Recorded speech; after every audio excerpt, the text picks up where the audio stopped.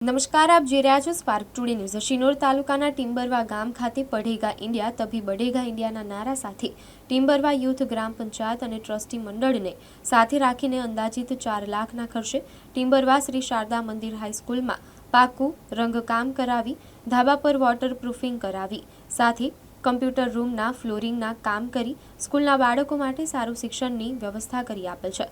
સાથે રમતગમતના 1 લાખ ચોરસ ફૂટ મેદાનમાં અંદાજિત 230 ટ્રેક્ટર માટી કામ કરી લેવલિંગ કરીને બાળકો માટે મેદાન બનાવ્યું છે। બાળકો માટે 65 નંગ યુનિફોર્મ અને પીવા માટે ઠંડા પાણીના કુલરની વ્યવસ્થા પણ ઊભી કરવામાં આવી છે।